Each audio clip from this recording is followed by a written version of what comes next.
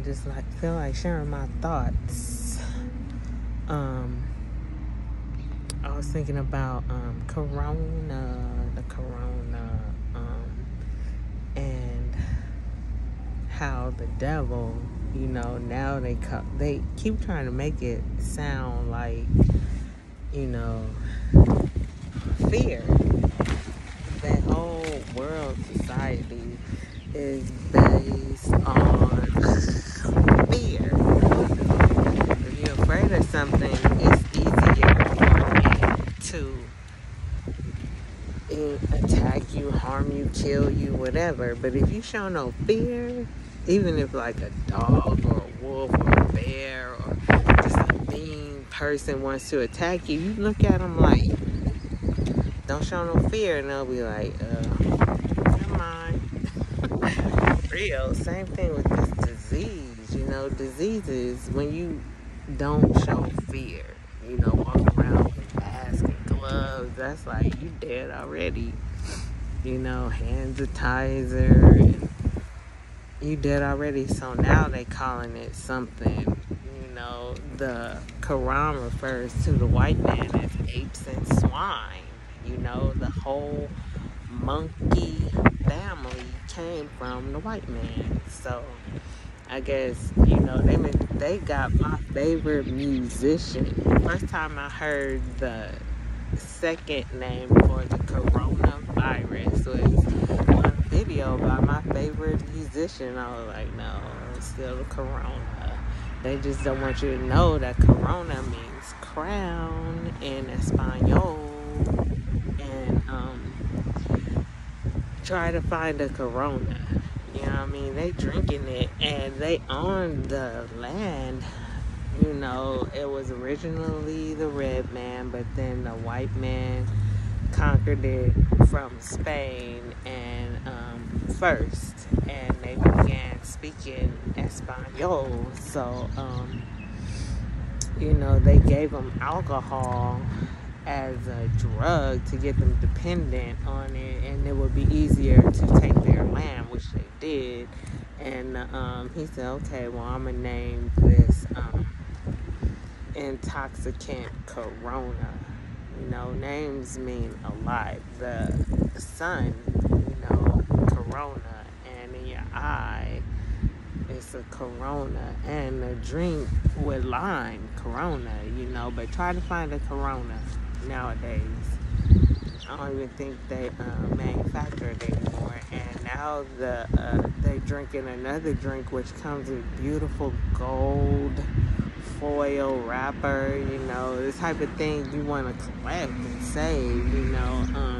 I never thought about it, but a name is everything. You can use a name to heal yourself. Words have power, especially a name. So this new thing, whatever they call it, I guess they ran out of Greek letters, but it's the same thing. The flu, or virus, some type of, it's either a virus or a bacteria, but I'm pretty sure it's a virus. And you heal it the same way. First of all, don't be afraid of it, and second, food is what keeps you here, and food is what takes you away. I was playing, I went outside when it was raining, and I came back in, I was sniffing, I had the sniffles or whatever. But with your food and your drink, that type of stuff goes away. Your body, maybe my body just wanted to rain a little bit like the earth, because everything in the earth is in the black female's body. I don't know about, not the black man, and certainly not no other race, but the black female, everything in the earth we have in our bodies. So as a black female, don't be afraid. And depending on your symptoms, and I've said this over and over again, but my go-to, just keep lemons, fresh lemon, You can just eat the lemon, you know, or you could put it in water and drink it, and that's good. You could probably sweeten it and just drink it, but I get the most, I feel like it works best with just the lemon and water. You know, you can feel it flushing out your system. Just do that. Preventative is better than cure. You know what I mean? And you catch it, the earlier you catch it, the easier it is to get rid of it. You know, don't wait until you're laying up in the bed and can't move before you start looking for a solution or a cure. Some people don't want it. I mean, it's difficult, especially if you're Muslim, to admit that you're sick.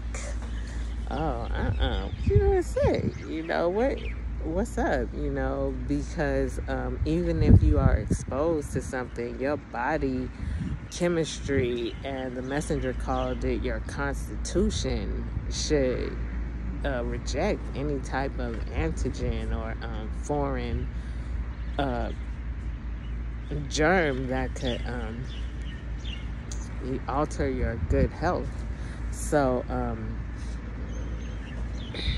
I could feel like a little mucus, but I had you know, something that creates it in me, and it's the devil, you know, trying to hinder my good advice to you. But I haven't been sick since 2012. It was Savior's Day, and I took my son to the California Aquarium of the Pacific in Long Beach. Something about Long Beach.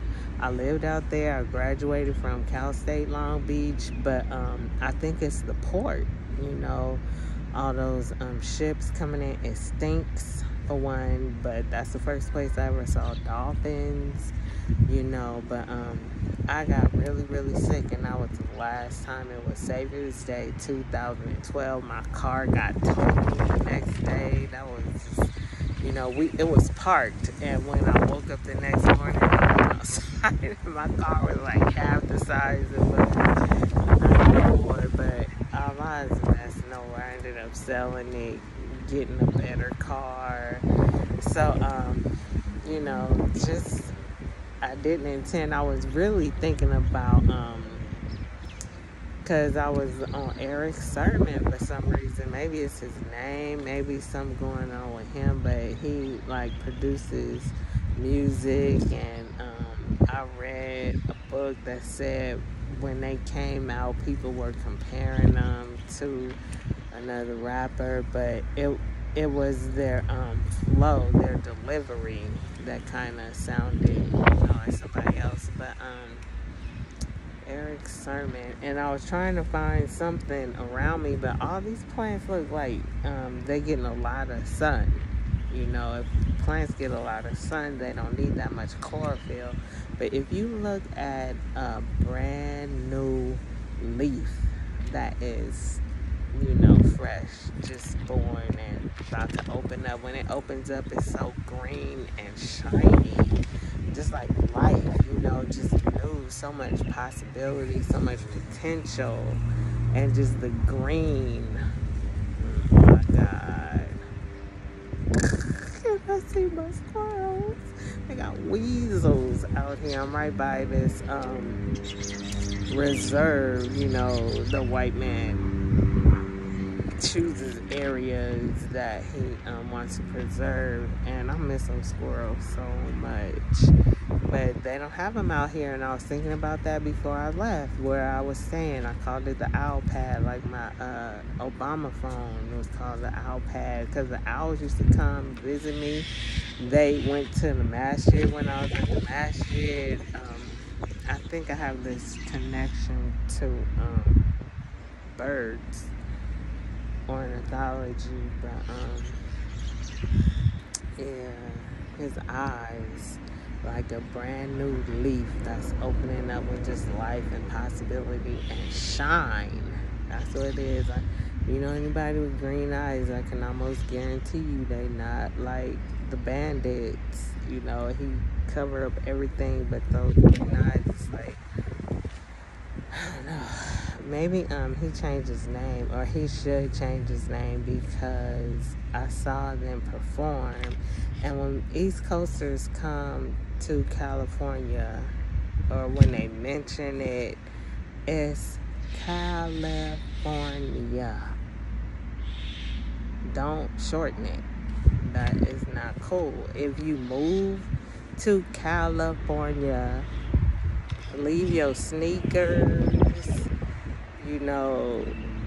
leave your big city concrete jungle mentality, and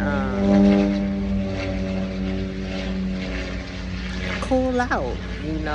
California is known for the laid back vibe, the cool out, right? And don't abbreviate it, because the name means something, and it's Islamic. You can Google it.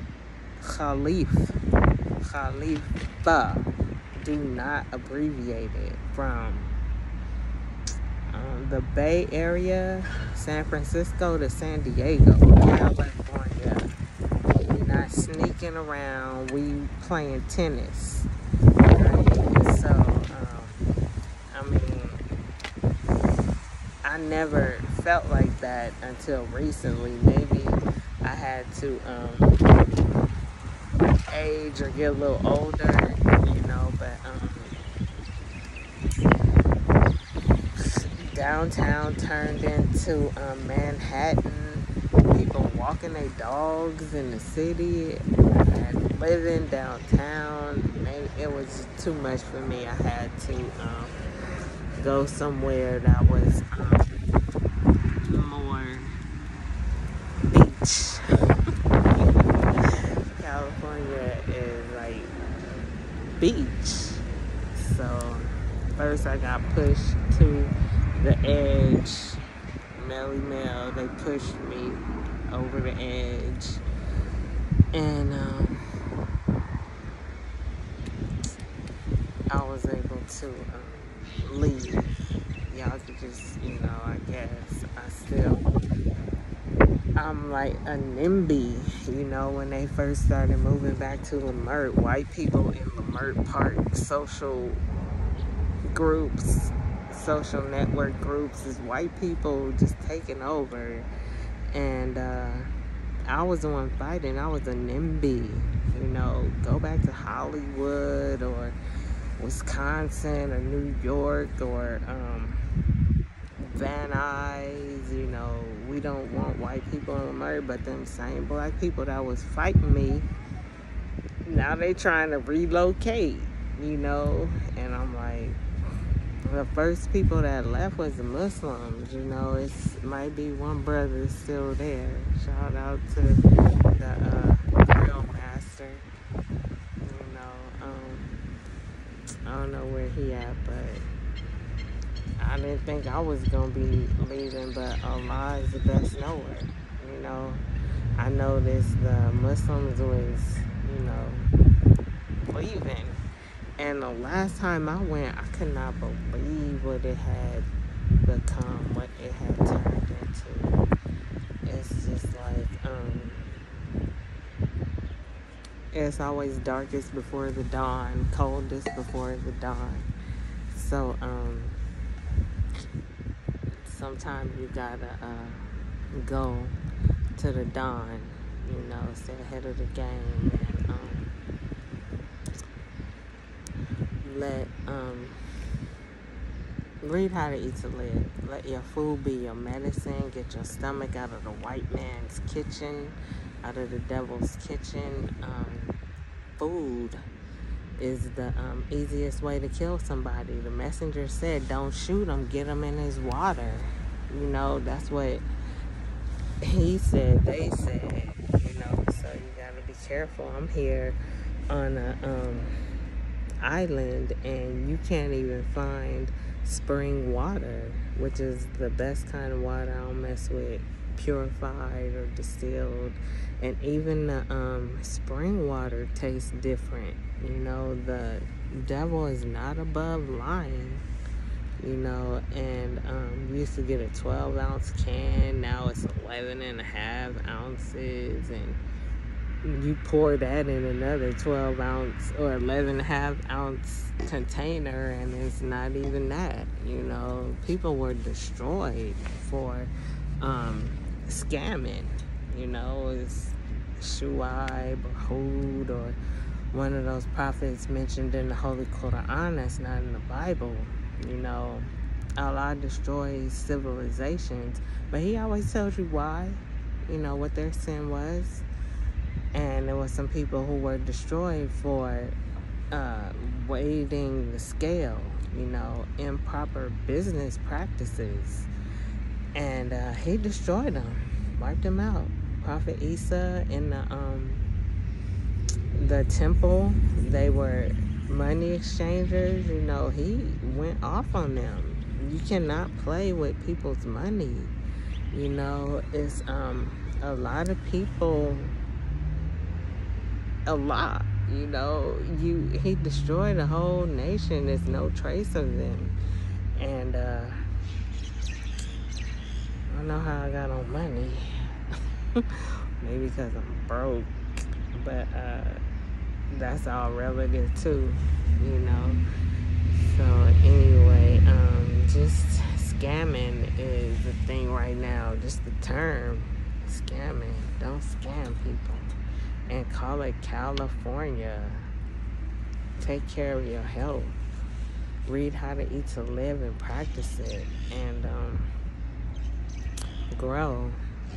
The messenger said I could almost hear insects crawling. He gave us a little milk. And drink milk. Don't believe the devil's soy-based milk. And we're mammals. Your first food is milk. Drink whole milk. Be careful. Try to get the best milk you can, but do the best that you can. You know what I mean? I found myself putting lactose in my milk, and just the Bible says milk and honey, but I think the messenger called it, everything has a spiritual meaning. Fertility and riches, milk and honey. And I love honey, but you are what you eat. So I eat a lot of sweets so I can be sweet. And Eric Sermon. I'm seeing all this green. A lot of people relate green to greenbacks, but I relate it to plants. And I saw him at the Masters of Ceremony concert in 2013, 2014. That was the dopest show. No females. Yes. That was dope. When you got a female and in LA, they like, we want that female energy, and it's usually all you need is one, but the dynamic changes, so they didn't have any females in that show. But when EPMD came on, and you could tell I can tell what a person is eating by their body composition. If they look like they are stuffed about to explode, I don't care if you say you Muslim, like a certain rapper that comes to mind. I'm not gonna say his name, but you look like this, like you're about to bust, then you eating the divinely prohibited flesh. Do not eat that.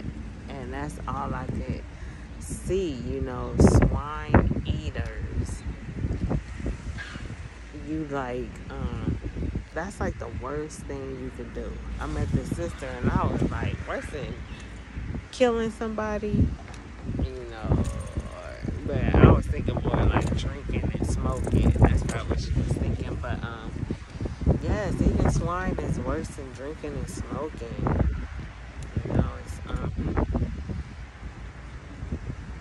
It's disgusting. I feel like you got one. I found this tree. You know, I'm really into Nabati al-Ard. Ulmu Nabatil Ard. You know, and I found this beautiful tree, had the most beautiful leaves, and so I'm like picking up the leaves that had fell, and then I saw the fruit that this tree was producing, and the fruit is just the excess of the glucose or whatever in the plant that it uses to give it life. It collects in the fruit, and that's why it's so sweet. You know, the first time I picked up this one fruit and I smelled it was a mango. So I picked up this fruit, I smelled it, kind of smelled like a mix between a mango and something else, some type of tropical fruit. So I just put it in my pocket because I didn't want people to know. You know, this is like, I come across all type of fruit producing trees that are on the sidewalk, and people just driving past them and don't know. You know, it's so much better than what you buy in the store. If you can get fruit fresh off the tree, you know how lucky you are to be able to pick and harvest your own food that Allah put there. And I think about Prophet Isa sallallahu alaihi wasallam. I'm gonna have to man, I had a Bible, I know where it is, but I didn't want to read it because I like it's wrapped up in leather, you know, and I'm like, you'll never see a Quran with a leather cover. It's just murder, you know, just murder for no reason. There's so many other things that you could use to protect your words. But he came across that fig tree, and I have come across a fig tree that has so many figs on it. I could eat my fill and then fill up another bag, and it still had figs on it. So when he came across that fig tree that didn't have any figs on it, I don't know if he was fasting or what, but he cursed that fig tree like never produce another fig, but because it didn't have any figs on it, you know. And fig trees are you know, it has to be the season. So I'm thinking he just came across that fig tree when it was out of season, and there was no figs on the tree for Rasulullah Isa sallallahu alaihi wasallam.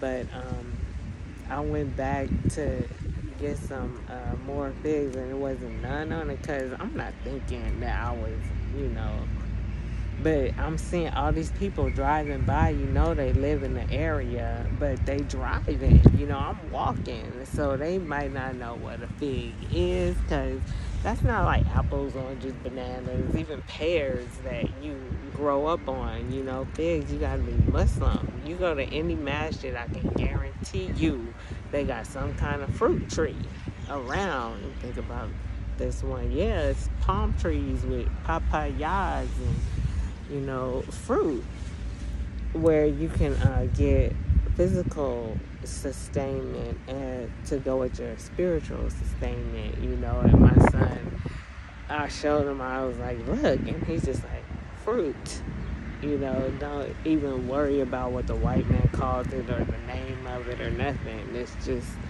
good for you, you know, in other words, good for you, you know. And so when you do come across that, just make a mental note of it and come back when no one else is around. It could be early in the morning, it could be on a holiday like today, and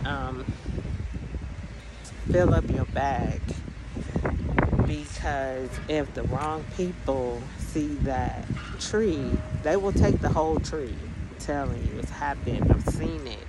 And it's a lot of homeless people who need that resource. You know, it's no feeling in the world when you're homeless, you don't know where you're going to sleep that night, you don't have no money, you know, and to come across a fruit-bearing tree, it's like, Allahu Akbar, Allah put this here for us, the wayfarers. So just use wisdom. A lot of people think if you don't buy it from the store, it's not as good. I used to think that about clothes. If somebody's mother made their clothes, I used to be like, that's homey. That was a word, homey. But now that I'm older, I have a little bit more wisdom. I can see the wisdom in that. It's not their fault that they mom have no sense of style. She just trying to save money because she got a lot of children. But she's Christian. If she was Muslim, it would be a lot different. I always wanted to know how to sew growing up, and I didn't realize I had a latent sense of fashion. But this lady speaking Spanish, I hate this slave master devils, white man from England, America's language. So I was speaking in Spanish, and a lot of them work in those warehouses, sewing and making our clothes. And I told her I sew, and she was like, no, you diseñar y coser. And I was like, okay. Alhamdulillah, it's something called the Modest Fashion Week coming up in June. If you're into that type of thing, they have Fashion Week all over the world, but the Modest Fashion Week is going to be in Chicago in June. And I saw the flyer, and the outfit was bussin'. She had on like a hair wrap that was kind of masculine, but it's a step in the right direction. It's progress. So yeah, don't be afraid of the new corona. Just lemon. Keep lemons. If you can find a lemon tree, or if you can grow a lemon tree, you have the wherewithal to grow a lemon tree. Grow it and share your lemons. I passed by a tree and they just had a bucket, like I think it was guayaba, and I can smell guayabas. I can't really eat the fruit, but the flavor, if you could find guayaba nectar, I had 2 cans yesterday.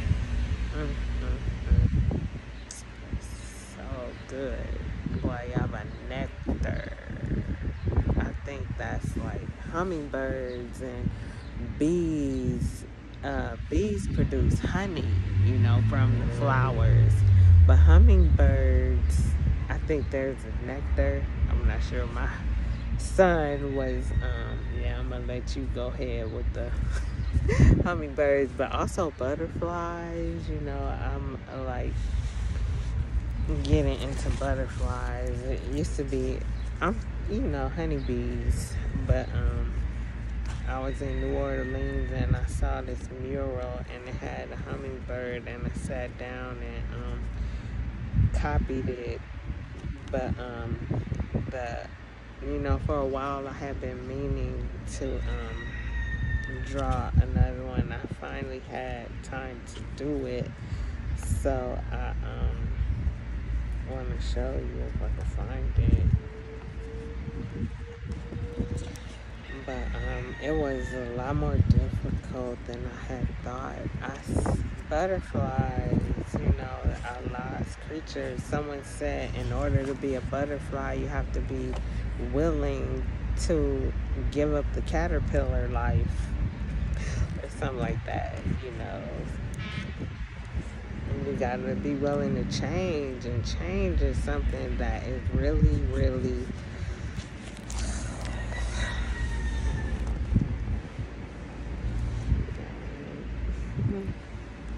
that says taqwa. Being in a new environment, someone said artists are really important in a society, but this is like, I used to make, I don't even think I have one. I would put, oh yeah, here we go. This is like my typical drawings, you know, with the beach and everything. I sent this to the rapper Jalil. He's kind of funny. I mean, all FOI are comedians, you know. And then I did this one, Shakur, and then I put all the Shakurs on there, like Matulu. That brother's still in jail as far as I know. But Afeni, Mopreme, Tupac Amaru, but he ascended to Machiavelli and Asada, the Shakurs. And then I know brother Khalid Shakur, his voice, you know, I just want to listen to him talk. And speaking of brother Machiavelli, birthday coming up. And my daughter is going to be 31 on 31 tomorrow of May. May 3rd hers. That's what she used to say. But being in a new environment, it changes you whether you like it or not. And this is like what my new artwork turned into. I still got that graffiti artist in me, a graffiti writer. You know, if you think about it, all graffiti is writing. You know, I used to think about or liken it to Daniel and Nebuchadnezzar with the handwriting on the wall. You know, that's what graffiti is. It's an indication of the last days, and it always is words. You know, I don't think I've ever seen graffiti if it don't have some type of word in it. I don't think you can honestly classify it as graffiti.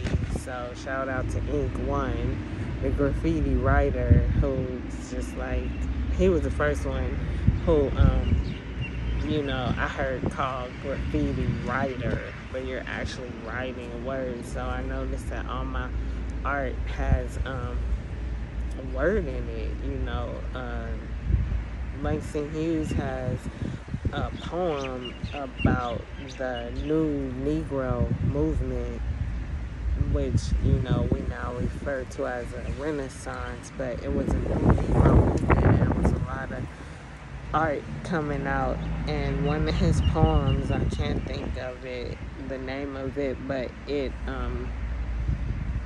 illustrated the dichotomy between art for art's sake or art for the nation's sake, the progress of the nation, art that's saying something, you know. So graffiti writers always saying something, and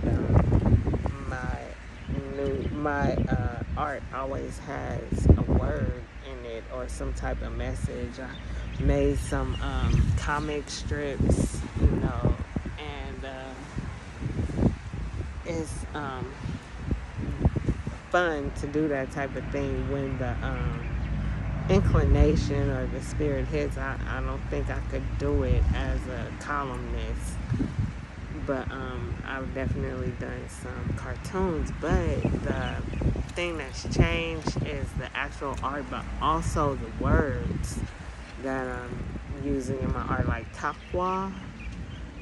I never even knew what that was until recently, and the other one says, I want to say zakah. I think that's what it says. And then I did one today. I might go back and color it. I'm almost through with this notebook, but it said Haniya. But I used to just do names of Allah, or when I was in New Orleans, I did quotes from the Quran, like in Allahu ala kulli shay'in qadir.